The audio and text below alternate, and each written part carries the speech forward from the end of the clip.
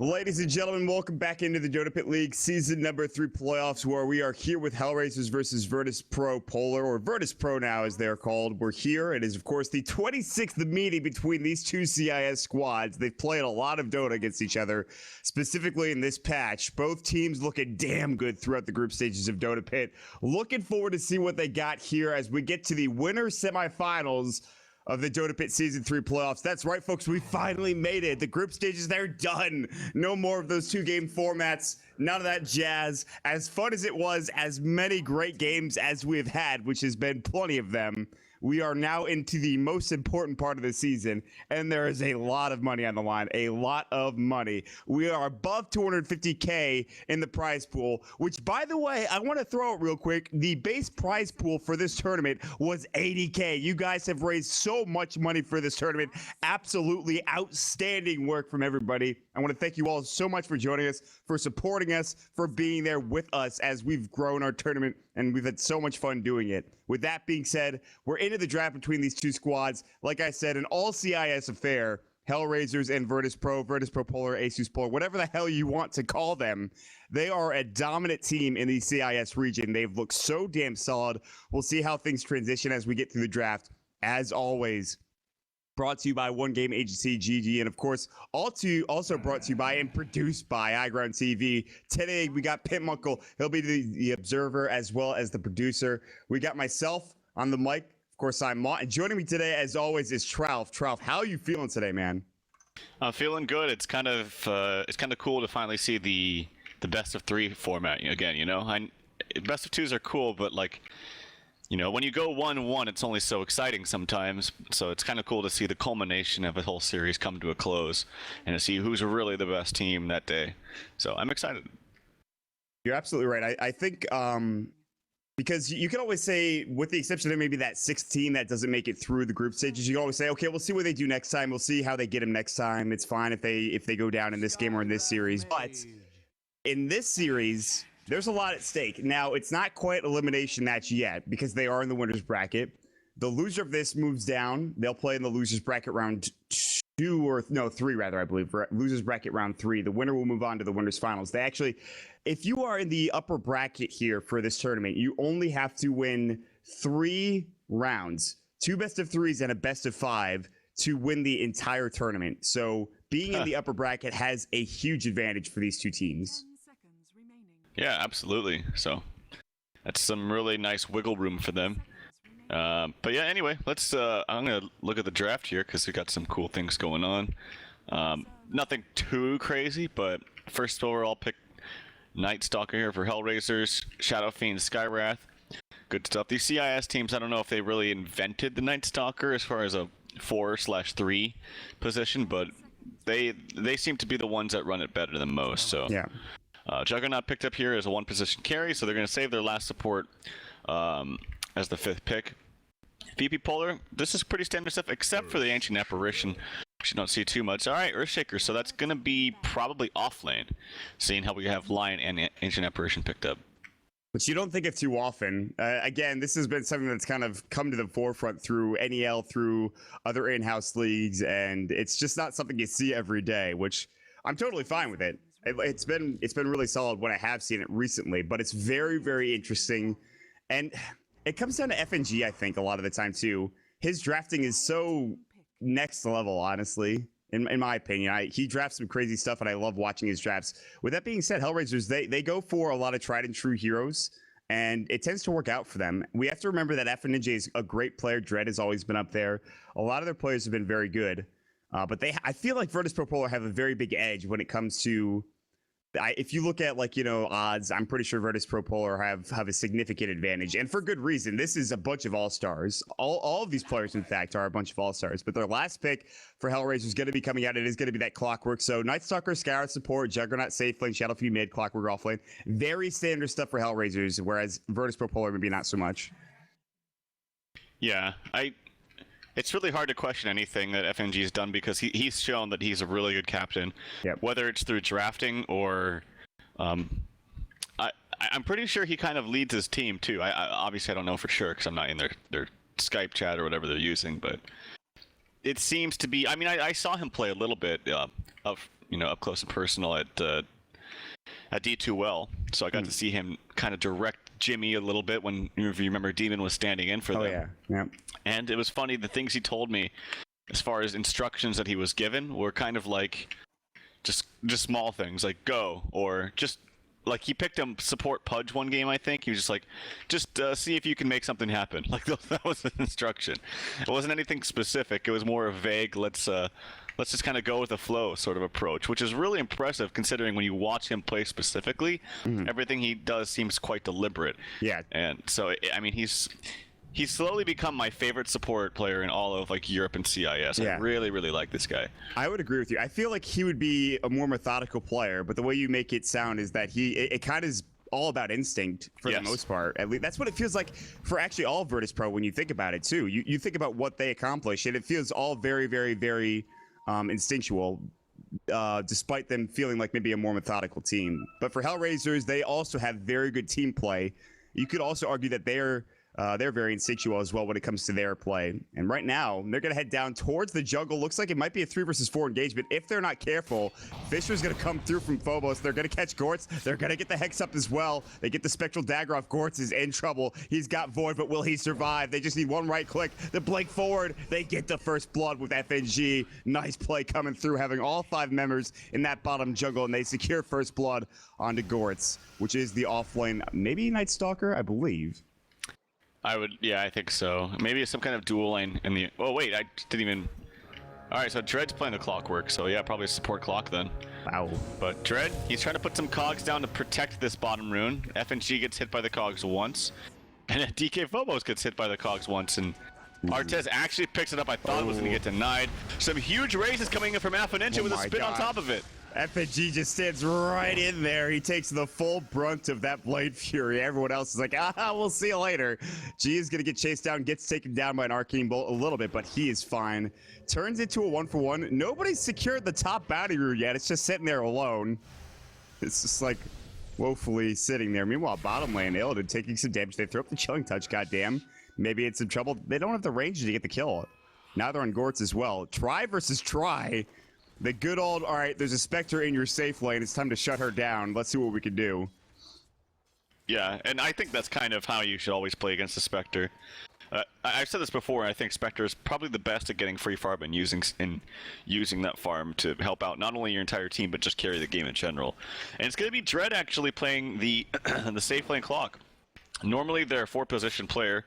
One of the most impressive to me on the side of HR, him and specifically Alpha Ninja really impressed me. Yes. But he's going to be playing a little bit more of a core role here against DK Phobos in the offlane. Lil with the tag superstar getting chased down.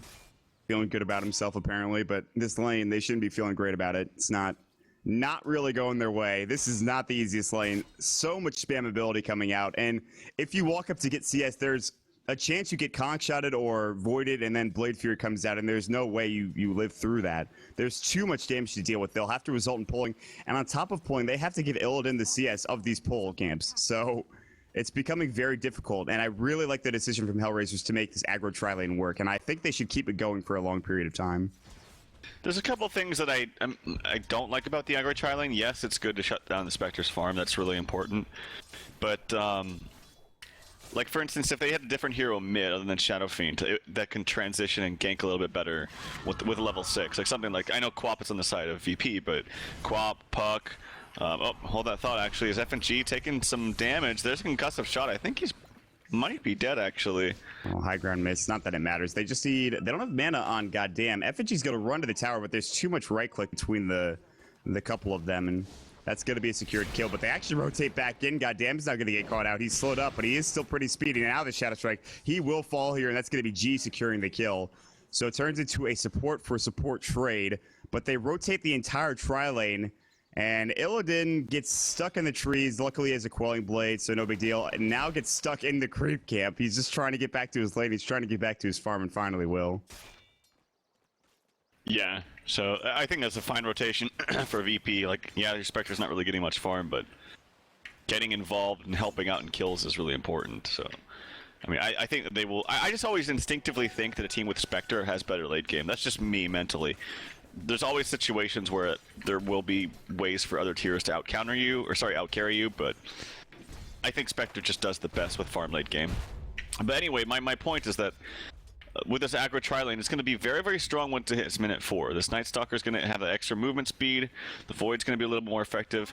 The only thing I don't see is like transitions from mid to hub gank. I also don't see them stacking the jungle for him, obviously, because they're in the aggro tri-lane. So he's not going to get like tons of extra farm that we see sometimes.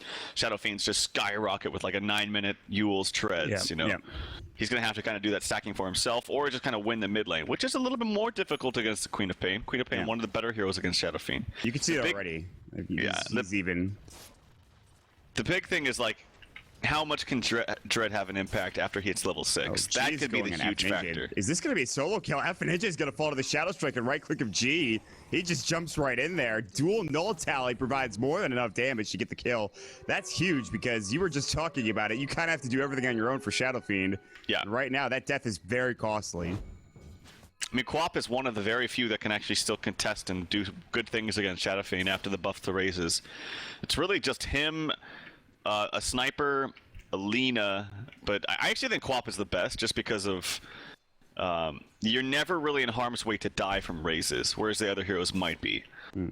So this is an Invis bottom. You talked about the 4-minute timing window for a Night Stalker, and you'd like to have level 3 maybe for the level 2 Void to get that extra bit of damage, but if they still find a kill here, it's more than okay. However, Illidan is sitting pretty far back in, rightfully so. This is a very tough lane.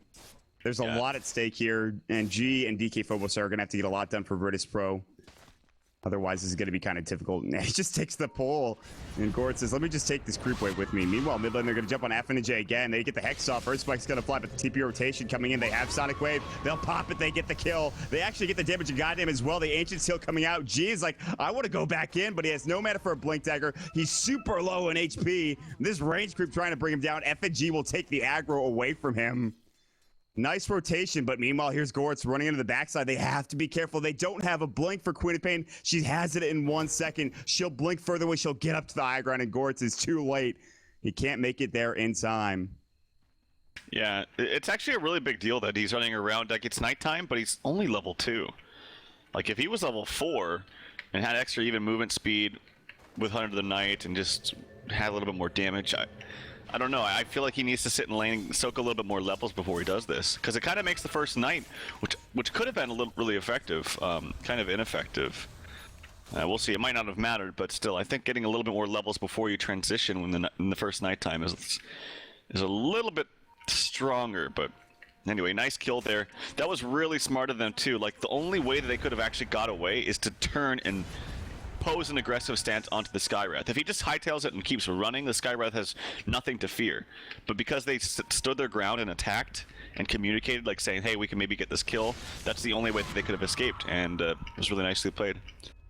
I think Virtus Pro, specifically G, is playing this matchup very well. They even just went to the jungle aggressively, took 3 big creeps away from FNJ, who is having, I mean, he's got 19 last hits. It's not the worst in the world, but this is not a typical Shadow Fiend game. And again, we talk about so often how you can get back into the game if you're down because you have that jungle to go to, but they're doing the best job they can, making sure that doesn't happen for a long period of time. So despite bottom lane sort of being a quasi-disaster, not really that big of a deal. Oh, top lane, DK Phobos gonna get silenced up. He's in the cogs as well. TP rotation a bit slow. Dread actually getting body blocked by Gortz.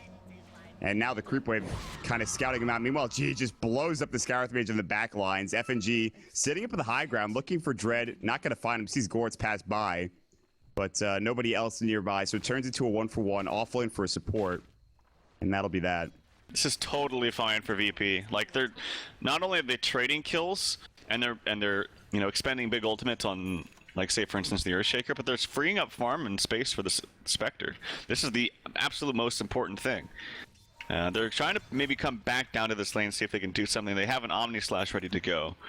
And they do have now a level 4 Night Stalker, but it will be daytime in just about 20 seconds. So yeah, he's trying to get whatever he can done with this last 20 seconds of nighttime, but it's just, he will zone out the Spectre, yes. Illidan's going to have to go back. Gortz is like thinking about diving, decides against it, but they're putting an aggressive stance to this tower. They'll probably put some damage to the tower, maybe even try to get it. Tread's rotated bottom now. He's level 7, so he has hook shut up and ready to go.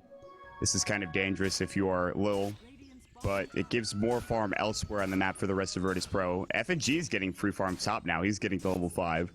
Illidan is just like, I want somewhere to go. I need anything. Whether that's a haunt kill or something, which he's close to. They will get that bottom tier 1 tower. Fisher connects onto goddamn, but it's so far away that it doesn't really matter. And maybe it does. G walks in, gets silenced up. Now they're going to turn it. G, Ancient Seal still going. Kong shot at Sonic Wave. Just connects on goddamn, but there's no Shadow Strike there. He was just one right click away from that kill. Hook shot in onto FNG. Battery Soul's going to go through the Earth Spike. Artez is like, I want that Omni Slash. And he's going to get it maybe. Doesn't even need it, actually. FNG goes down to FNJ's right click.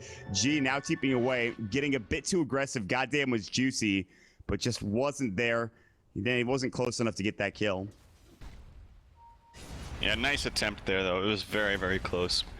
But again, a little bit of space, a little bit of time created here for Spectre. As you mentioned, it's actually really important that he hits 6, because despite the fact that he has very little farm, he can still actually be effective with his ulti, which is very, very easy. And G gets a very nice, easy pick off. He TP's bottom after that engagement, and I don't think that Night Stalker was expecting that.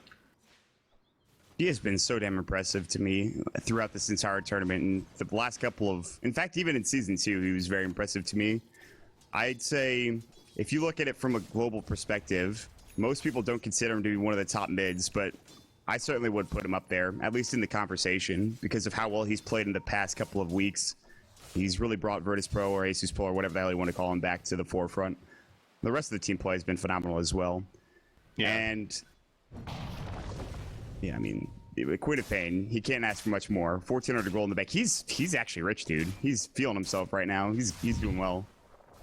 I think the biggest problem with God, at least from what I've seen, is that he's a little bit inconsistent. So some games, like to this game, you'll see him just play very, very well. In other games, it seems like a different player. So just a little bit of consistency issues. But anyway, Invis Rune picked up here, activated by the Earthshaker, who does have an ult ready to go. If he can find a squishy support ult bottom. They actually, the smoke was revealed, and G, that's not the target you want to go on, but Lilith stays there, not realizing that maybe Dread was behind him. They haunt in, and Dread might get this kill, but he's going to pay for it. Dread is going to fall. They need it. Hit him. G will hit him finally. Gort's TPing away. Gort's will actually get out in time.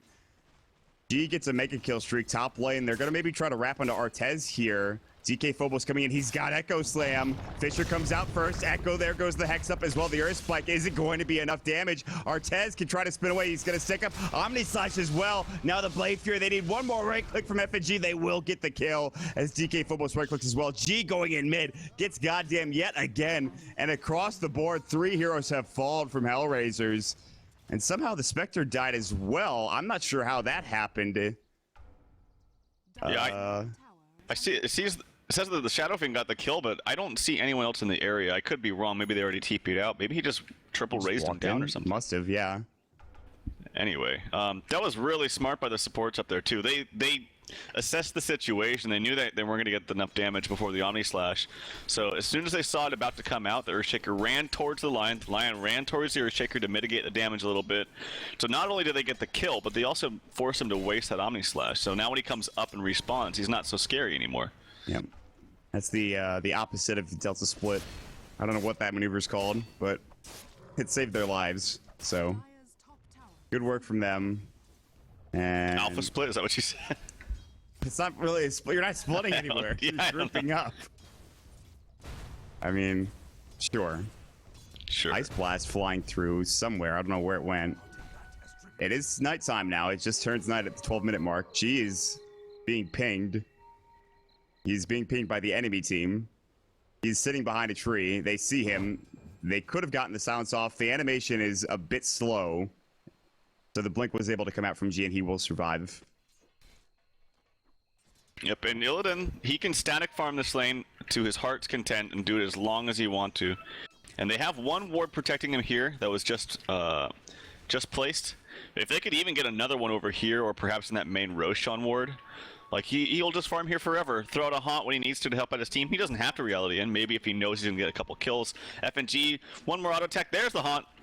Oh, goddamn. Looks like you are dead, buddy. Sniped by that ancient asteroid his blast. They're going to do a hook shot as well. Coming in. Gort's going to survive. Double cogs as well. Big raise. Nice play from Dread. Artez chasing after. Meanwhile, the backside, G getting low. Not getting a kill with the Sonic Wave. Maybe getting one, but still not what he wanted. Turns into a 2-for-2 in the end.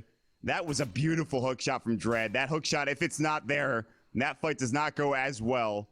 That was crazy. Yeah, Dread's making all sorts of plays. Like I said at the beginning, this guy has really impressed me. So yeah, and he's playing a different hero too. He's not playing your 4 or 5 position support. He's playing one of their cores really. Picks up the blade mail with the tread, so he's really tanky and can absorb a lot of damage. Artez looking for a kill. Oh, Lil trying to get towards the creep wave. Wasn't only a level 1 Omni Slash, so I think he might have been able to if the bounces weren't so lucky for him. And he just TP's out. Artez says, well, I'm done. I got my assassination, time to leave. And that was just an impressive little... He pretty much was like, he locked on to Lil, and then he said, all right, stay on target, stay on target. He just runs down bottom, gets the kill easily without any real problem whatsoever. Poor Lil, but kill's a kill. Not poorly played. Nicely done from HellRaisers. I want to point out that despite Virtus Pro seeming like they have a pretty solid advantage, this is a very top-heavy team right now. You look at G, top of the net worth, by only about 600, and then there's 3 HellRaisers heroes, and then after that, there's a pretty big gap between them and the next couple of Virtus Pro heroes, at least if you look at Illidan. He's not really up there yet. You have that one big item for the Jug and the Mask of Madness. There's not that item for Illidan yet, whether that's, who knows, a Mom, and maybe just goes right into the Radiance. I don't think he'd be going Mom because he has the stats. He didn't go for the stats build, but I hope it's not Mom. You hate that build? It's just one of the only time. I mean, okay, it's not really the Mom I dislike. I think Mom is okay. It's this. I don't like putting stats on Spectre. I think all his points are very valuable. So Mom is fine, but I think it's way too far behind to go for a Mom now. I think no, absolutely. Otherwise, he's gonna get like a 35-minute Radiance or something like that. I could be wrong, but if he keeps dying, then he's gonna get the 35-minute Radiance anyways. The way the game is going. He's only died once. He just hasn't found much farm. That's true. I was gonna say that before he haunted, as there is an Ice Blast up top, but they get a free tower. Before he haunted in, his lane equilibrium was perfect, and now it's getting kind of screwed up. So like he had to move to the jungle, farm jungle, stacks a little bit. But this hero, that's one of the drawbacks of Spectre. Very amazing late game, very amazing team fight, but horrible at farming, like absolutely atrocious. Yeah, this is he's got some work to be doing. He's only up to 53 CS. The Jug, I'm sure, is way ahead now with his Mask of Madness, and this is where Jug and Shadow Fiend start coming into play. They have that ability to just take camps so quickly because of those items or raises or whatever. Smoke comes out. Shadow Fiend is a mech, by the way, but he's not joining his team. They'll smoke into the jungle for HellRaisers. Will they find anybody? G, I think, scouted out the smoke a little bit. There's the Haunted, Effigy. They get the figure up into Gortz. He's low. Sonic Wave, not going to blow him up. Dread, goddamn solo. Dread's going to fall. There's the Echo Slam. Artez cleans up the line. Ninja coming in. G doesn't have blink for 3. He'll get raised up. Turns into a 2-for-2. The Urge charge from Gortz doing so much work. He was so low. DK Phobos only has Fisher and Enchant Totem to work with. He's going to have to pop it off. Gets it onto 2. Gortz in trouble. He'll fall stunned up from DK Phobos. The stun lock for days, and DK Phobos walks away, turns into a 3-for-2, and the most important part of that is, of course, it's Illidan surviving, I think. Yes, that was very good for him. It kind of sucks that he's not getting the last hits in these kills. He's not getting extra gold. And that was really weird from G. He did lose his streak, which is actually huge, and he lost it to, I think, the Shadow Fiend. He blinked into the Shadow Fiend towards the bottom rune, and Shadow Fiend's like, oh, hello.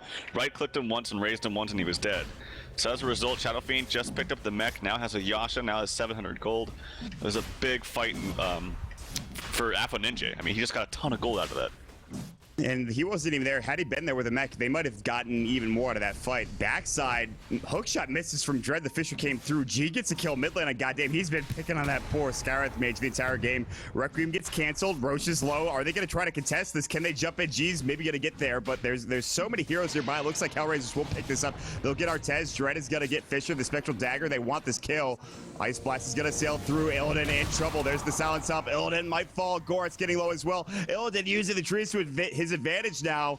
He's actually stuck there in the trees for the time being. Affin and Jay getting caught out. Next gonna go. Requiem getting killed. There's the Earth Spike. Illidan gets the kill on Gortz. Artez Omni slashes, gets one, but it's just a support. He's got the Aegis though. Goddamn walks back in after respawning. FNG left out high and dry.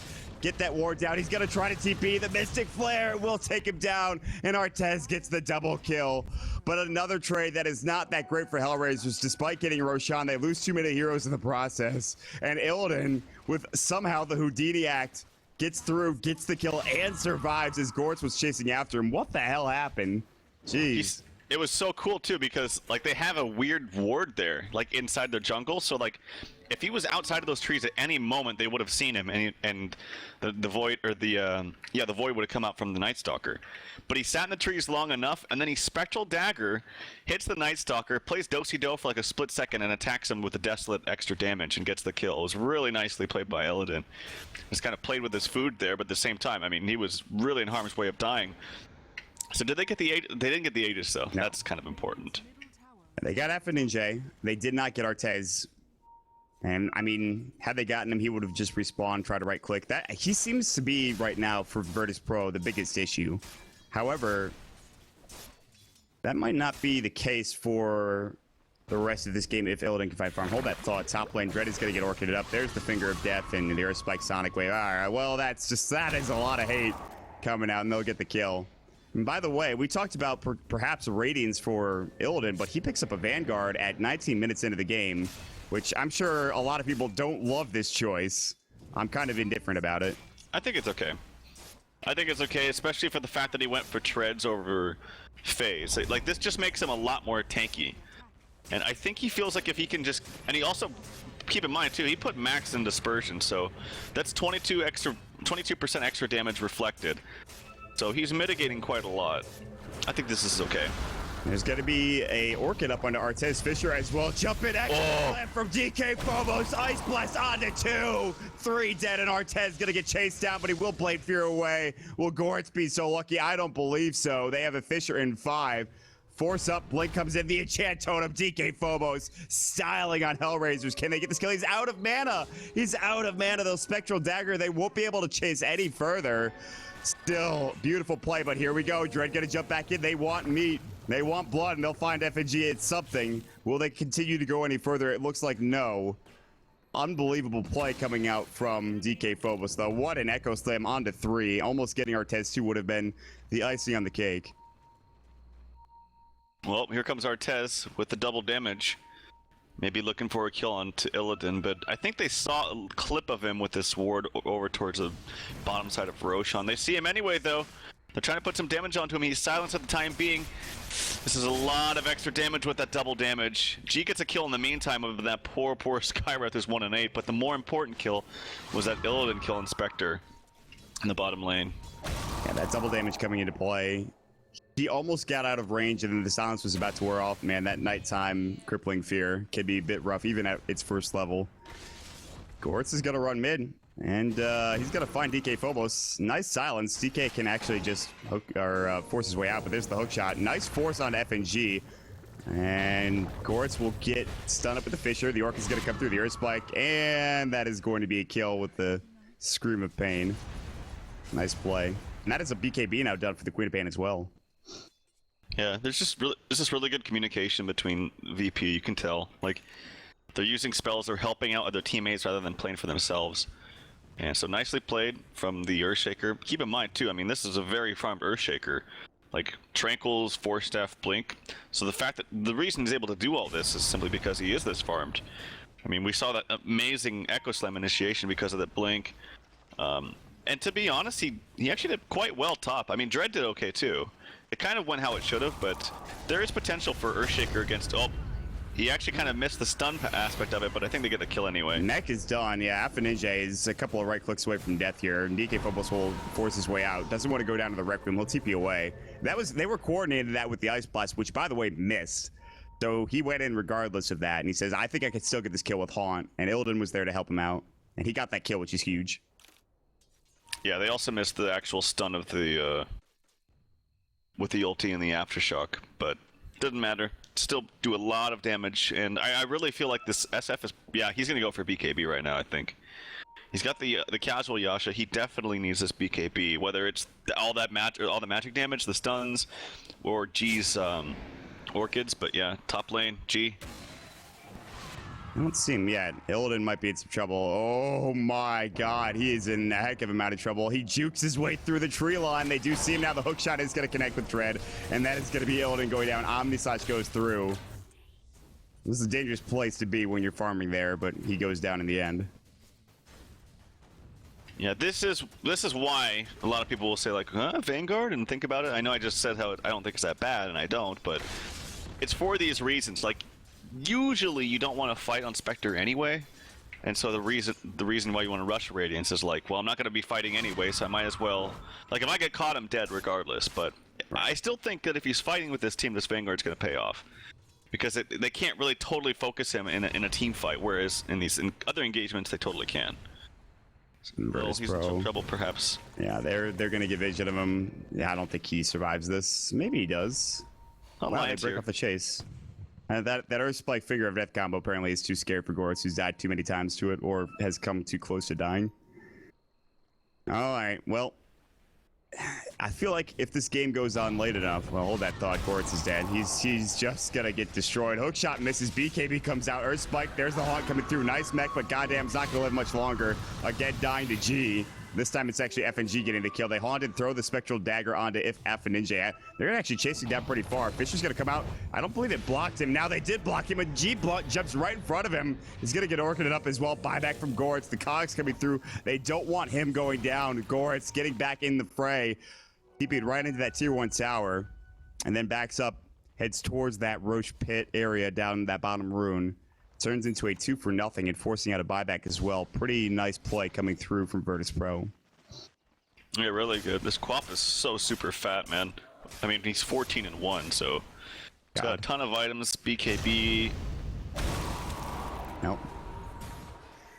BK Phobos is just. Let me show you. Let me show you what I can do real quick. Let me show you my combo. Wait, where was that? I totally missed that. Mid. It was right on mid, right underneath that tier 1 tower. Oh, he used the ulti. Okay. Yep. And then Lil gets the kill. So this is a this is a really farm ancient apparition too. Who's actually went for the Force Staff over the Rush Dags, which makes total sense because they're up against the Clockwork. Yes. Get out of the cogs. They've already had a couple of issues with that, but now does the line have a force? Line's looking to get a blink. He's not too far off either. That's the one thing that's been kind of a problem for them, besides obviously Illidan's farm, is FNG's not quite at that blink. But the timing is not going to be that bad when you think about it. And Illidan is getting closer and closer to the Radiance. Top. There's an AA ulti up top. Goddamn's gonna die again if he gets hit by this. He's gonna back away. He's maybe dead if G jumps in.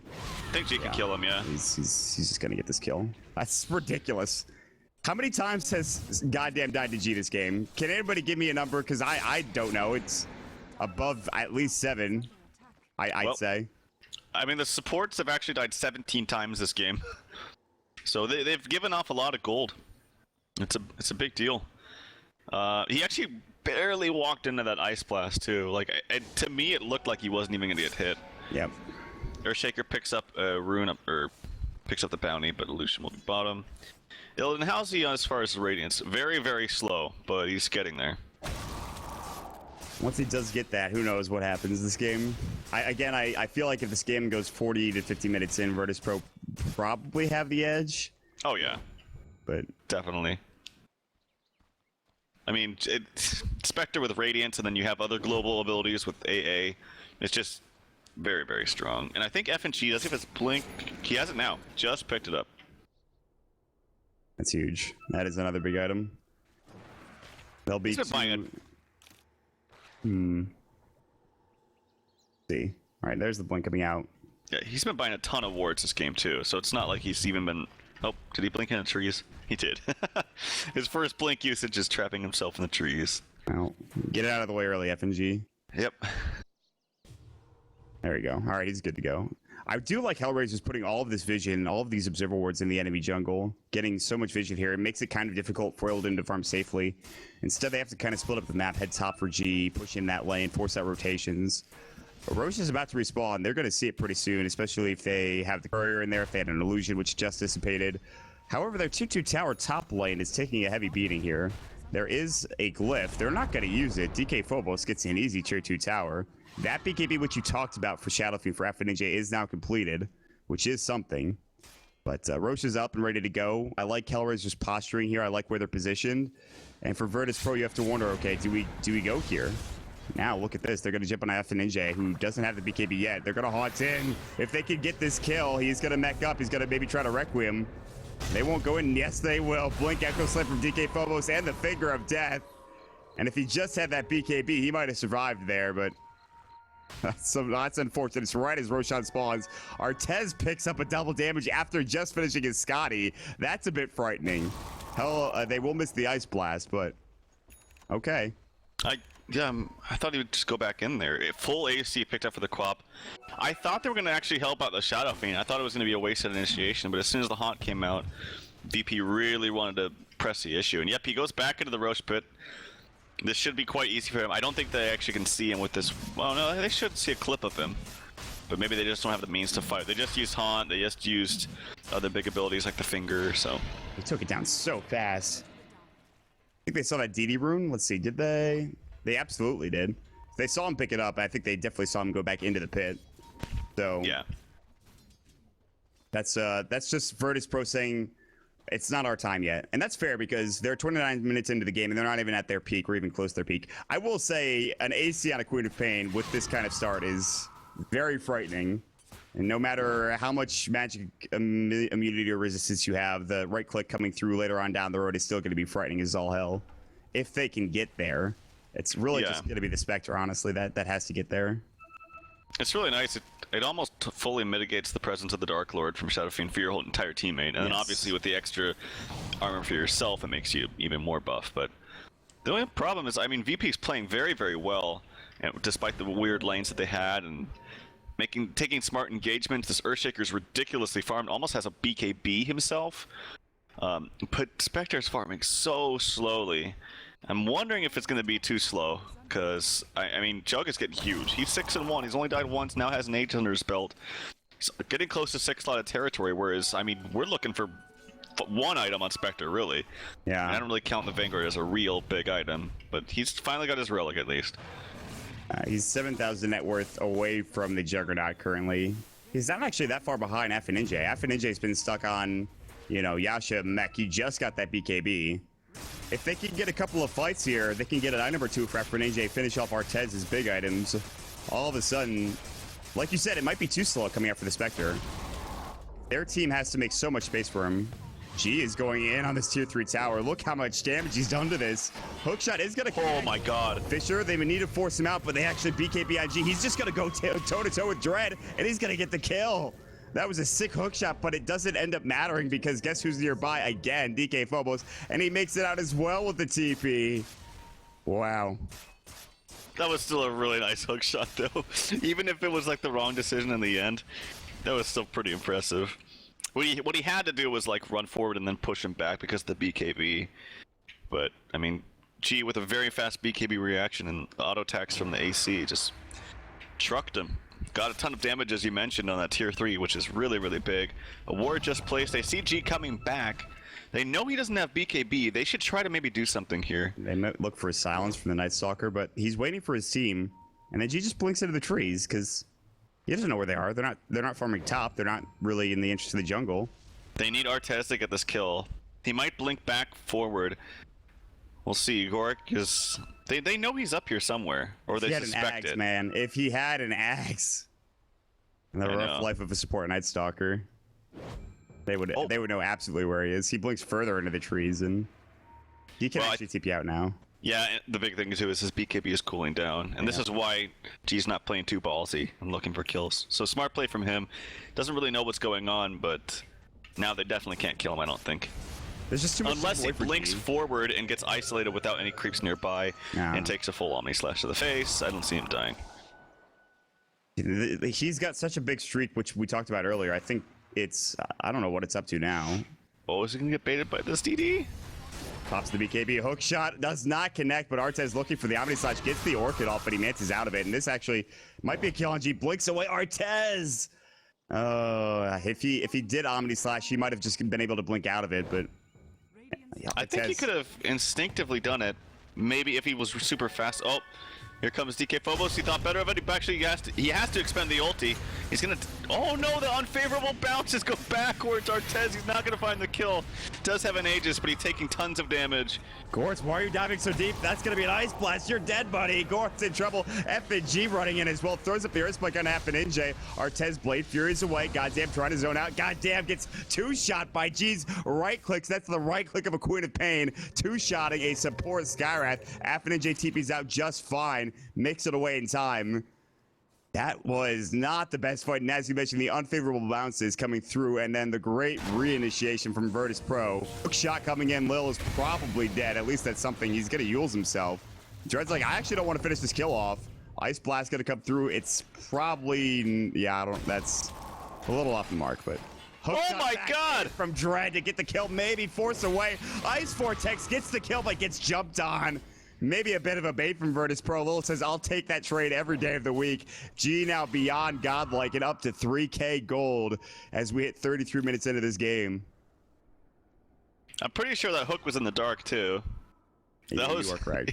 Even though, again, the same thing. Even if it wasn't the right play in the end, it was still an impressive play, you know? So Dread, I like his ideas, and he's got a cool score there, 666. Always aspire for 666 or 1337s or 322. Dare I say 322? It's already been said. Artez is, oh my, DK Phobos. He didn't even see him really until Artez walked down the hill, but he blinked away immediately. He knew. There's just not enough vision here in the jungle for Virtus Pro to play comfortably around their side of the map. But it is 33-17. That really doesn't matter at this point because HellRaisers are still pretty farmed and Illidan is not. He has his Radiance finally, but could be the next Roshan and maybe somehow HellRaisers get a good fight going their way. Suddenly it turns into a good spot. But I will say Virtus Pro did really, really nicely in that last fight. They avoided everything they needed to avoid. And the Assault Cuirass doing so much work for G. Now, one thing you mentioned earlier is you were comparing, for instance, Illidan's farm to Shadow Fiend's because we were saying how under-farmed Illidan is, and he is, but I was expecting Shadow Fiend to take off. I thought he was going to have a much better time this game, but maybe some of this comes back to the fact that he didn't, get to work with any stacks because they were aggro tri-laning, but either way, they're going to smoke up here and look for a kill. They've drawn the line up towards their own jungle, and we'll see if they want to fight. Spectre does have a Radiance and a Haunt ready to go, though, so this could be a little bit scary. This is a tricky situation. They're going to wrap in behind DK Phobos if they can find him. He will have a BKB. They are getting very close. Fast. They are very close. DK Phobos has got to get jumped on here. I don't think he'll have time. Blinks away. Haunt comes in. Fisher could come out. He's looking to Echo Slam. He'll get it onto two. FNJ getting low. Haunt's in. FNJ. BKB is popped. Omni Slash is going to go. Takes down DK Phobos. One dead. That is goddamn. Illidan's about to fall. Hook shot. Not going to connect. Sonic Wave blows up Artez. G going toe-to-toe with FNJ. Blinks away. This is not the fight you were looking for, FNJ. G doing the majority of the grunt work here. He is carrying this team. They don't need no damn Spectre. They have this Queen of Pain who is 21-8 up to 6K gold. This is a tier 3 tower, if not a Rax. They might have to buy back for this. Yeah, he's so big. He doesn't even have his new item yet, which he can spend. He's got 6K. Maybe his Shivas, I think, would be quite good, but really huge fight for them. The fact is that they just weren't fast enough on the Earthshaker. He blinked out. It was a really nice, impulsive, quick ulti from Spectre too. A lot of times you might think, oh, you want to hold it until you see all the heroes, but they knew as soon as they saw the wraparound from the SF behind there, actually hold that thought, G gonna get a very easy kill on goddamn again. It's actually gonna be the Ice Blast that clips him, but doesn't matter. G gets the kill in the end. 21-1 now. And they're just gonna TP out after the Rax. Very successful. They place a ward as well, but it was just nice fast reactions from BP. We've seen that all game from them this game. Just quick reactions, very impulsive play. And it's paying off. Their instincts again from Virtus Pro, more than enough. They are dominating in this game now, despite whatever troubles Illidan is having. I'm sure he's saying, team, thank you very much. I'm not providing the most. The Haunt is fine, and G is just able to clean up. It's not been too often that you see a Queen of Pain this farm carry this hard. but that's been the case. But it's more so about team play, which we've talked a lot about. DK Phobos' Echo Slams, the jump into Earth Spike Fingers coming out, Ice Blasts. It's really been a team kind of game here for Virtus Pro. And even all the BKBs in the world, all of the match community in the world is not stopping HellRaisers, or not keeping them alive, I should say. And Artez, despite how farmed he is, it's just not enough, it feels like. I think the biggest thing, and I'm surprised I haven't touched on this, is the fact that when Quap got a BKB, there's absolutely no way to kill her outside of an isolated Omni Slash. That's the only way. They have no other way to stun her and keep her down so that she can't BKB. There's no way. Their silence is, which is great. The only thing is an Omni, or like a Lucky Bash from the Jug, or it has to be a Clockwork hook-in with a pushback of Cogs. That's it. But that's kind of unreliable, so in a sense, HR kind of drafted themselves in this position. They have no real lockdown, you know? Yeah. They got this G, Queen of Pain, pretty early as well, but they have not been able to deal with the damage he's been outputting and the survivability. They've killed him once very early on in the game, and that was a mega kill streak when they got it. They could get a kill on G, who knows what'll happen, but this is finally the time where VP feel like they can contest Roche. They're going to be the ones putting the aggression in, and with the racks go on top, you have to kind of be a little bit careful for HellRaisers. Goddamn has had one of the roughest games I've ever seen. ALT. It might kill him. Oh, it's gonna kill him. He's just that haunt's not even needed. That's just a waste of a haunt. Maybe just to get vision, I guess, but no, that was a waste of no haunt. HP at all. He was at half health. That's an Ag's Ice Blast. That's gonna kill him regardless. It's level 16. That's gonna kill him regardless of how much health he has in the end. He's just gonna die. So, all right, well, whatever. They'll just wait for the next taunt up in 98 seconds. Maybe HellRaisers are a bit more. I'm a bit frustrated. Not real. I mean, it's not the worst thing in the world, I guess. It's just, I don't know. Well, it actually might be Roshan now because I don't. They probably can fight just because G's freaking huge, but it'll make it a little bit more difficult. But yeah, it was definitely a waste of taunt. There's like no doubt about it. Oh boy, Artez quick reaction with that Blade Fury. Spectral Dagger's still gonna go. He's still gonna get slowed up by this. HellRaisers are kind of all waiting the back lines. A couple of them got hit by that Ice Blast. It's still going. That thing just ticks forever, but Roche was taken down pretty low. Will they head into the pit? Will Virtus Pro try to take this? You have to go back home. Artez is actually gonna have to defend this base. This is the time for Virtus Pro. Maybe they take the tier 2 instead and they'll go from there. They just want to split them a little bit because top is pushing, so they're applying pressure and forcing HR to move on both sides of the map where they can't fight.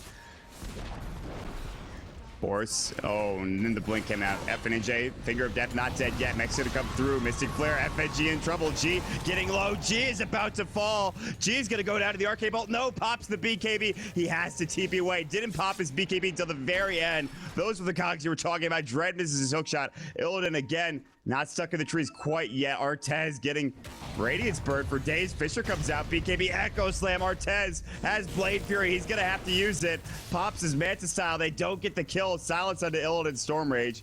They can't get the kill. Artez now the hook shot in onto DK Phobos, the Spectral Dagger as well. DK Phobos in some trouble. Now the haunt comes through from Illidan. It's just back up after using it up in that top lane. Now Reality's in. Mask of Madness. Omni Slash is there. Ice Blast. Artez is blocked, but he does get the Omni Slash off. Dread now hooking in. Got Ice Blast as well. They get the kill onto Illidan. They get the kill onto DK Phobos. What an awkward engagement, and HellRaisers finally get back on the board in a favorable fight, which gives Artez his Abyssal Blade. And a ton of things about that fight. One is, again, if he had the haunt at the very beginning of that engagement, it goes totally differently, so that wasted haunt did come into play there. Two, they just let Artez heal up from almost completely nothing to like 3/4 HP from that healing war, and they didn't kill it. He just healed so much. Interesting fact too that I didn't know this, but I know it worked with other things like Yules, but he actually got hit by the passive or the active of the Ice Blast through his Omni Slash. I was wondering if it was going to work, but yeah, he actually still got the debuff onto it, which I think is stupid. Anyway, he's gonna go for a free Roshan now, so they're climbing their way back into this despite the fact being down a set of racks. This could go any way now. This is Aegis and Cheese, and now there is an Abyssal. You talked about the Queen of Pain getting shut down, getting locked down. Abyssal Blade is one of those ways to do that, and he does take down a tier 4 tower. That's not bad. That's against his Hex now. Concussive shot, he'll blink away. He's playing very ballsy, but he's allowed to. They're actually taking tons of damage on these tier 4s with these illusions. Goddamn, oh, he's gonna kill goddamn with illusions. That's absurd. Those are just illusions, by the way. That's... Goddamn's just like, I don't really want to play this game anymore right now. This is the point in time where you're like, can we just, like, can we be done? I don't care if we win or lose, I just don't want to be in this game. That's what I would be feeling like anyway. He has had the roughest game I've ever seen for Skywrath, really, and that's putting it rough. Mildly, really. I mean, 15 deaths, and it's really hard. I mean, it's also hard, too, because despite the fact that Spectre is really underfarmed, he's still really annoying to these squishy supports when he haunts. Like, literally, a haunt, even if he doesn't reality into an Ice Blast, kills him from full to nothing. Nothing he can do about it. There is something he could do about some of those deaths, though. Like, dying to illusions is pretty embarrassing. That is super embarrassing. And they're Quap illusions, too. It's not like a PL illusions or something, you know? No, if he does to, like, a haunt illusion, like, that's fine. That happens from time to time. But if it's a Queen of Pain illusion, which you're, like, just dealing with because of the tier 4 towers, then you're like, well, time to quit Dota, I guess.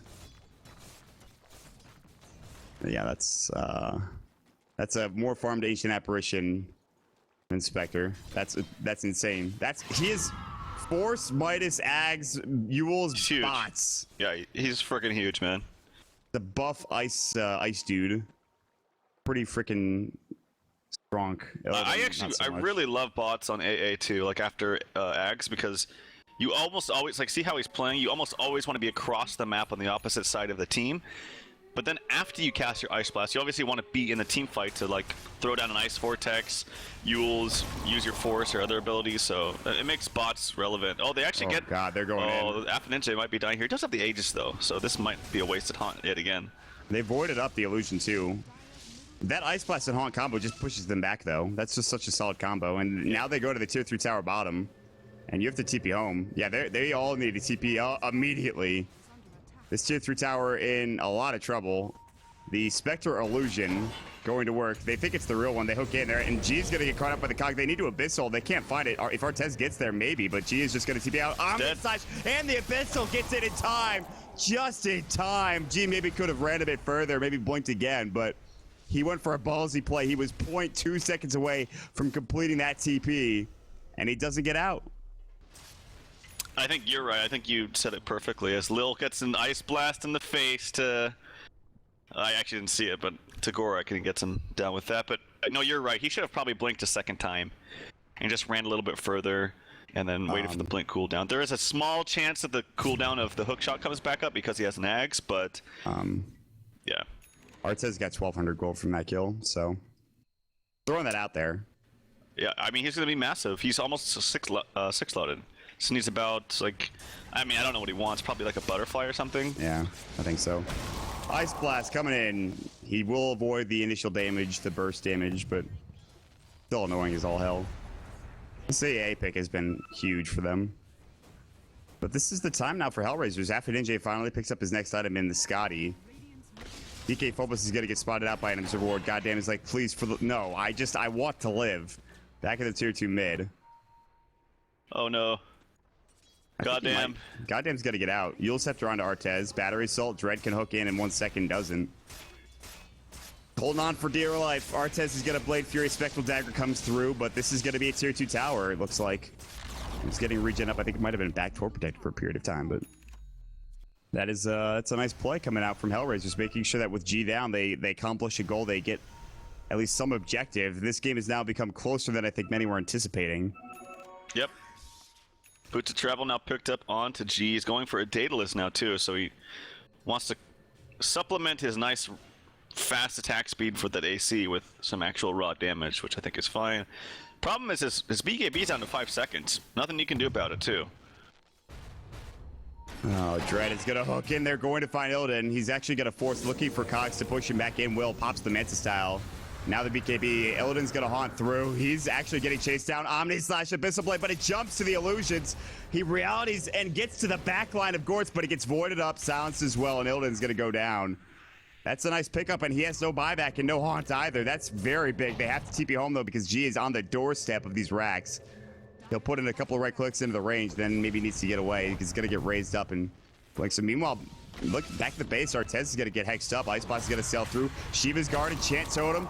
Echo slam, but he can't get it off. Gets silenced. Artez is low. There's the Echo coming out. Blows him up.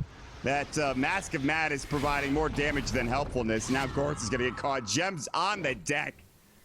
Turns into a 2-for-2 because they force those rotations out from G. Nicely played to split up the team of HellRaisers and then get the kills on the backside. Yeah, these non-cores are turning into cores for VP. Like, DK Phobos is so huge, man. Now has a Shivas on top of whatever. I know he was off lane, but he's not like a traditional core. And, like, he shouldn't really get this much farm is what I'm trying to say. And he's been such a huge factor in all these fights. FNG, I mean, he's had about as rough of a life as a support as you can have. I mean, not as rough as Goddamn has had, but he's relevant at all stages of the game because he's got 2 hard stuns. And then obviously Lil with his ridiculous amounts of farm, maybe even goes for like a Hex himself or something. But get a Veil, AA. Not that it matters because you're too far away to get the Veil on anyways when you throw up the Ice Blast. Unless he throws the Ice Blast across the map, TP's in, Veils. Right. Hook shot from Dread onto DK Phobos, pushes him back. He's kind of out of mana. Has Echo in 42. Rax mid, exposed but not taken. Bottom, same story there. He is going to jump away with his... He had a double damage rune, by the way, and he's going to make his way out. So now Illidan has respawned. His Haunt is down for another 6 seconds. He needs 300 gold for buyback. BKB, finally for Juggernaut, which I thought about earlier on in the game, and it seemed like a much-needed item, but I didn't touch on it. And I think this could be huge for Juggernaut, honestly. he swapped out his TP for Mask of Madness. Does he have gold for something else? Nope. I feel like that Mask of Madness is really, really good for him. Wants the TP as well. Well, after that last fight, I'm not so sure. Really. He just got killed so quickly in that situation. That's true, but I mean, this is the best item to hero combination in the game, really. No, it is, yeah. Oh, Hex on the mid. Earth Spike's gonna go with the Finger of Death. Ice Blast's gonna sail in the Haunt as well, but they just kind of throw out abilities willy-nilly just to push them back. I mean, they all are low. They're at half health, but There's been so many wasted haunts this game, I must say. A lot of them are just like where they think they're going to fight and they're just no position to fight at all. There's going to be a smoke out from HR. They know the haunt's down. They have a healing ward to heal up Gorik as well. I think they're ready to fight. No, absolutely they are. This is their time because without the haunt, that's a lot of damage gone. Duns cap moment. They're running around with the smoked up. They can see the healing ward walking around, so they know exactly where they are. That's actually pretty funny. Did they run through a creep wave? They must have. The healing ward's just running through a ward, so they saw it. I think the ward just faded or something. Well, sometimes you think you're safe and then you make that type of play. That could have been big too. They could have found a kill. He is like, I want to go in, but no. Ice Blast is not going to connect. Even if it does, Artez is not the prime target. It's not prime real estate. Very quick Roche respawn. Now the Assault Kuros finished up for the Shadow Fiend, so that's mitigated. HellRaisers will run at the pit. They'll throw a flare up into the top lane. G's not going to be there to help out, but he does have bots to get to the tier 2, rather get to the creep wave bottom. HellRaisers again. Will they take another Roche? 51 minutes, man. This is also really smart too because they have the True Vision from the Gem of True Sight. I'm pretty sure this works, but they should be able to see this AALT coming in. They should see the dot because of Gorik having this map pack. Oh my god, I didn't even see how fast they took it. I thought they were going to back up from AALT. Hold that thought, as FNG does get a kill, but it's on the Skywrath, so no one really cares about that. Yeah, I mean, it's like whatever at this point. He was trying to TP away, the Earth Spike came in, then he fingered him, and that was the story of that kill. So I don't know what else to say. Goddamn dies, that's it. Hook shot from Dread to get to the creep wave faster. Phobos is like, I'm just gonna kill you real quick. They haunted Sonic Wave, Hex up. It's a lot of hatred for one Clockwork, but they do end up getting the kill. I just don't think that's worth it. I really don't think that's worth it to use Haunt like that. For instance, say they just want to like go all out and fight without the Haunt, because I think that's the only time at this point VP can fight. What's to stop Clockwork from saying like buying back and just rushing down mid with an Aegis? I mean, he's gonna play it safe right now, and just because he doesn't want to waste the buyback if he doesn't have to, but I just think using Haunt like that opens up the possibilities for HR to do something much more aggressive. We'll see. What does Illidan have now? I mean, Manta, he's just so under-farmed. He's starting to get up there a little bit. Eventually, when we get later on into the game, it's all going to be null and void anyways. He's going to be right up there with the rest of them. But I will say this for Virtus Pro is that if there's any way they can keep them in their base, they will do that. And getting that kill, like you said, unless you force out a buyback and you make that decision to run down mid, which I don't think HellRaisers want to do yet, then they're in their base and they're at a disadvantage because they can't farm the map, they can't find kills. So I think it's not necessarily the worst decision either. FNJ is going to get ice blasted. Haunt's not available, so it's just a casual ice blast. DK almost thought about jump again. He didn't have Echo Slam though, so it's not really like he could do much there. And now it's kind of Virtus Pro playing this, I wouldn't say rap, but they're splitting up the map, they're split pushing, and all they really have to do is win one engagement, and they're in a good spot. They probably win the game. For HellRaisers, they have to win multiple engagements before they can really have any sort of chance to get back in. I mean, a buyback status is going to be a big issue also, which everybody has on the Radiant side except for FNG, who just got a Ghost Scepter. Yeah, I think you're right, though. I think perhaps making those plays and just keeping HR in their base so they can't push is maybe the right decision. They're going to put some action onto Artez bottom. He gets the fast Blade Fury out. Here comes a Force Staff, though. A BKB from Artez. Well, look at that right-click damage, though, and he doesn't have anything. He's got no cheese. Omni Slash is going to go through. They need to get G, though. He gets Abyssal. That might be what they needed. Dread gets the double kill. Meanwhile, Lil, he's probably going to... he should fall. They're probably going to chase him down. They're going to hook him. He's got a force TP. Hook shot. Is it there? No, it hits the rage creep. He can't quite get through the uprights. Illidan now is going to Manticore. It's taking a lot of damage. The Radiance Bird coming through, but he's got to leave. Fisher block. Nicely done. Coming out from DK Phobos. The Ice Blast hits on Goritz. Goritz will die, but if they kill Illidan, it's worth it. The Blade Mail coming out. Dread right-clicking Illidan. Illidan in trouble. The Echo Slam, but it's too late. It's too late. Illidan's about to fall, and he will. Enchant Totem, Artez. It's a 3-for-3 trade. Now Artez going to try to get these bash shots. DK Phobos, Lil, I think, bought... Or no, he didn't buy back, rather. He TP'd home. Now he's walking in to help out. But, again, it's too many dead from HellRaisers. They lose too many heroes in the process of getting those big, big kills. Even if Artez is alive, is it going to be enough? And they might be able to force out a buyback or two here, though. I don't know if they want to lose this Rax. They don't want to even this up. Eul Scepter's going to fly. DK Phobos Fisher's up, but he Blade Furies, and he actually mistimes it with the Eul's combo. They use the Glyph. Lines back up in 8. BKB is back up. Artez is trapped. He is trapped by this creep wave. He'll Manta out and get away. FNJ is putting some pressure on the tower. TP coming into the front lines. FNG gets the figure. FNJ, but that is just the Aegis. That's all that it is. And now they're going to back away. There's the Hex up. FNJ might not be so lucky. Yules is going to come through. No Fisher. Artez trying to help him out, and he's going to just TP away using up the BKB to do so. And so Virtus Pro defend in one of the sketchier situations of this game at 55 minutes in. God. What a game. It's crazy. I mean, they just simply need a more farm inspector. There's not a lot more to it. Like, the good thing for VP, though, is that sometimes you get in these situations where you're like, we'll just get farm on our Spectre. We'll just scrap up enough farm and take it to the late game.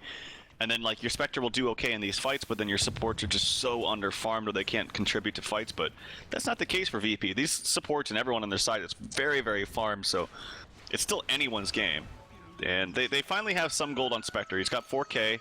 Should have a Skadi here relatively soon, so that makes him much more tanky, which is very important for Dispersion, which is pure damage in the late game. It's 2 ultimate orbs. He has enough for both of them. FNG is going to get caught here, and he won't have buyback. Try to get the force to the high ground. Didn't quite make it. Ghost Scepter to die quicker. Got Mystic Flare. No, listen, I'll help you out here real quick. Don't even worry about it. Just gets blown up by the goddamn Mystic Flare. Gets rained down upon. Yeah, so A has 2 Ice Blasts, by the way. He pops the BKB. I guess it's 5-second duration. Gets hook shot. They're going to look for the cog push, but it doesn't matter. Fisher comes out. G is going to be able to blink away. He'll TP out. He actually... oh my god, it was so close. They could void it. Yeah, that Aghanim Scepter, they had vision. G needs to be very, very careful of that. DK Phobos is running for his life. He used every item to get out. Both the Blink Dagger and Force Staff, and he won't make himself away from the action, so... Dread's actually just been a beast on this Clockwork, man. Like, he's really been impressive. He's actually got the most kills on his team as a Clockwork, too. Solo killed pretty much the Spectre in that last engagement. This is a big pickup, the Halberd for Earthshaker. This is obviously very, very good against Jug because Jug, he's so much about his Omni Slash in the early to mid game. Once it hits late game, though, he can pretty much be just as effective without his Omni Slash, just with your right clicks. But with a Halberd, you kind of mitigate all that. He can BKB it, of course, which it is a 9-second BKB, so that's very good for Artez, but it's still something. Wow, I didn't even know it was that much, but that's pretty big. G's gonna have to blink away. Artez. Oh, he might get him. He might get him. I think he will. He's about just in range of the Omni Slash, but he gets fogged up. He can't secure the kill. Artez was so close. He just needed a little bit more move speed. I think he gets him before the nerf of the 450 range of his Omni Slash. Oh yeah, for sure. Then he can Steel Bissell off, and from there, G's dead. I've seen that nerf come into play so many times too, and people still love Jug for good reason. But Shadow Blade for your Skyred. I thought he was gonna go for the BKB, but he just wants a little bit of more mobility and move, be able to move around before the team fight. He's like, there's no way I'm gonna die if I have a Shadow Blade, or he's just thinking I need some way to move around these fights and survive if I'm getting caught out. There's no gem from the Virtus Pro side, so I guess that's kind of true. Well, it's actually kind of good against Haunt too, because he's only going to take damage from the Radiance Burn, which isn't really that big of a deal anymore. The reason why he takes more damage from Haunt is because of the dispersion and maybe looking for a kill on G. What is happening? They see him down here. Yeah, Goritz is like, I don't think I'm gonna go in there. Oh, G? You have a BKB? He's gonna have to use it. God, he's gotta be so careful with a 5-second BKB. It's not easy, man. I gotta say, this first game is not disappointed, though. He's playing it exactly how he should. He's just their team is in kind of a pickle. They need to buy time for Spectre to get, like, 6-slotted. Because other members of HR are. Like, Shadow Fiend needs one more item, he'll be 6-slotted. Artez has been 6-slotted. Actually, now, he just picked up his Butterfly. But Spectre's not even there yet, so he's got a lot of room for growth. He is 6-slotted. I almost think you get rid of this Orchid. Maybe I'm wrong about that. I don't really know if you need it. Maybe just to force out, like, a Blade Fury at BKB or something from the Juggernaut, but... I think get rid of the Orchid for a refresher. Yeah, that's because you're going to need 2 BKB charges to actually fight in a team fight. You're also going to want 2 Sheeps. We've yet to see this refresher Ice Blast come through. I'm actually so excited to see it. And he should have enough mana. Oh yeah, definitely has enough mana for it. It's cool, but from my experience, it sounds good on paper, but it's never really that impressive. But because like you have to like if you miss it again, like there's a very high chance you could easily just miss it. But it's like really good if like they're running back to base and then they don't expect it and they just get hit in their well right after the debuff and the first one wears off. That's when it's really fun. The dream for me is like it's like shooting artillery shells. Like he throws one, refreshes, throws the other, and they both hit right on the mark. I don't think one right after the other. Yeah, I don't think the debuff stacks, but Dread now getting jumped on mid lane. DK Phobos doesn't echo yet. BKB goes. He stays alive. G's gonna jump in. Here's the team fight of the century. Finger of death on the gourds. The Omni Slash blows up FNG. DK Phobos gets abyssaled. G has to leave. But here comes Illidan into the fray as well. Now the Yule's up. Requiem's gonna go. Illidan is kind of alone here. They're gonna pop the Manta. Artez taking a lot of damage. The refresh it from Lil. He can throw up the Ice Blast and will. And they get the debuff on Artez, but they don't get the damage. G is nowhere near the fray, it looks like. In fact, he died.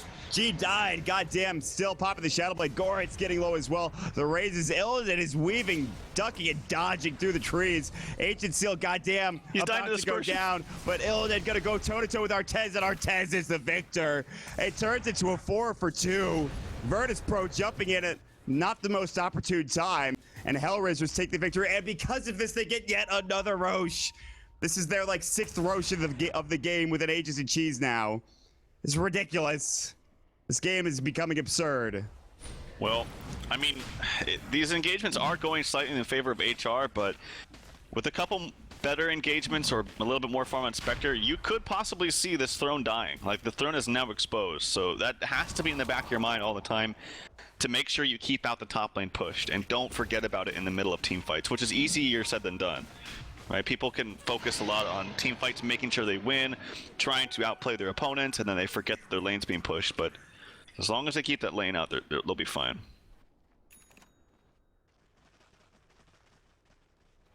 Well, that is a slight device. Are you talking about replays? Pimp, yes. Go for it, Pimp. Let's send it over to Pimp Uncle for our first replay in what seems like forever. Nah, What's up, dude? All right. I mean, I'm pushing replays all the freaking time. All right. Anyway, hello Twitch. Hello Dota TV. We are reviewing, of course, the last fight, just so you guys know. Oh, please, no Decaphobus, don't get caught. I want to do a replay analysis for once. All right, he's. You know what? We don't have time for this. Screw it. We might have time. Screw it. Mod. We don't have time. Do I it. was like, Do it. I Have was fun. like talking. I was like, well, we'll have time. It's all right. Don't even worry about it. That's not the case.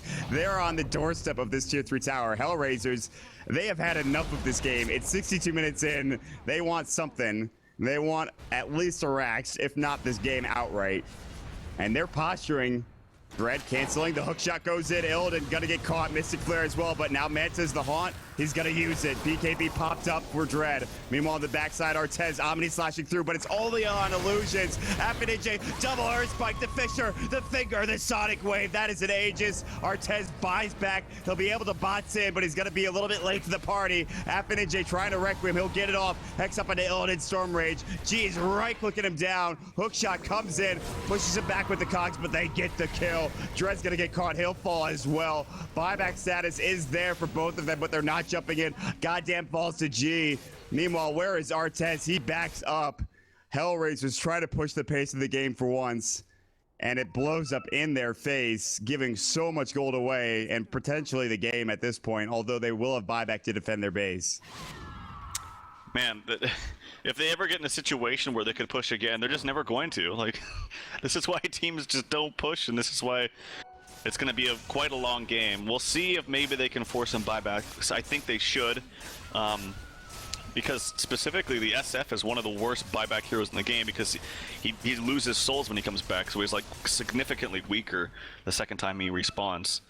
So if they force a buyback on him, that's going to be very huge. Obviously, they already forced the buyback on Jug, so if they kill him, I think that's the game. Yeah. They have to buyback here. Yeah, they have to.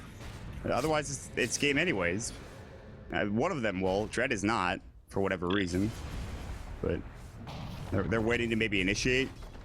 But their Rage Rax is going to fall unless they glyph it. Hello, Dread? I guess they have to wait for the Scarab, but not really. The glyph's going to come out. This might be just 2 sets of Rax now, but there's the Hex up on the DK Phobos, and VP back together.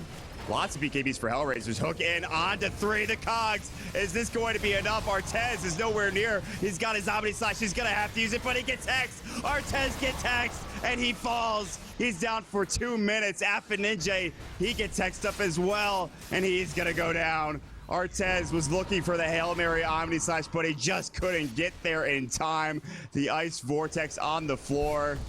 Oh, it was so close. All he needed to do was get that Omni Slash off and let God take care of the rest. It just wasn't there. And after a, I believe, hour-plus game, Game 1 ends with Virtus Pro taking the victory. Great game. Oh man, it was looking like it was going to be so good there with HR being in the position that they were. They had the Aegis, they had tons of farm on their carries. I think they had the gold lead as well, but I think the decision, I didn't see it, but you said the Juggernaut ulti was kind of wasted there at the end. I didn't see it. But I think overall the decision to go on to the Spectre of all heroes when you can't fully kill him is a mistake. Because that's what he wants. He wants to disperse his dispersion damage. He's very, very tanky, the Radiance burn. He still got the Haunt off. I think the decision to go on him was a bit of a mistake. That's what he wants. So very nicely played at the very end there from VP. I still think that their team fights were way better executed than HR. I think that Artez just got really, really huge, and that was a problem for them. But overall, I still think VP played better. They just didn't have as much farm on Spectres they wanted, so it took them a lot longer to get this victory. Yeah, this game could have been over maybe at 40 minutes. Turned into a 65-minute game. Or like 25. I mean, G was out of control. Yeah. He was a massive Queen of Pain. Ended the game with 27, 4, and 14. Somehow that only allots to 16 fantasy points. I'm not really sure how the algorithm works, but, you know, whatever. We're going to let it go. It's fine, I suppose. That's still a lot of fantasy points coming out for G, and, well, he deserved it. But after that game, I think if you're Virtus Pro or even HellRaisers, you're going to smoke him if you got him. And that could be said. The same could be said if you're in chat. Guys, we're going to take a quick break. We'll jump into our second game of this best-of-3 series. Remember, there's a lot at stake here. Winner moves on to the winners finals to play up against the winner of Team Secret versus Evil Geniuses in the other winners bracket game. Losers will move down to losers round 3. They'll have to play a bit more to get further on here into the tournament. But HellRaisers is going to try to even up the series 1-1. Again, this is High Ground TV, brought to you by One Game Agency, produced and observed by Pitmunkle, casted by Mott, as well as Trout. Follow us at Mott Dota, at Trout Dota, at Pitmunkle, at Dota Pit. We'll see you in Game 2. Stick around, folks.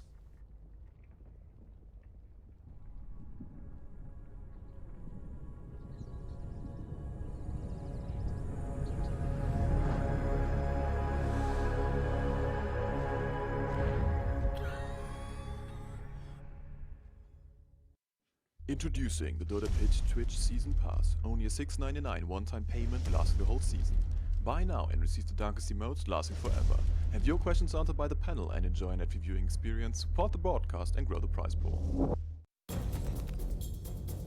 Every challenge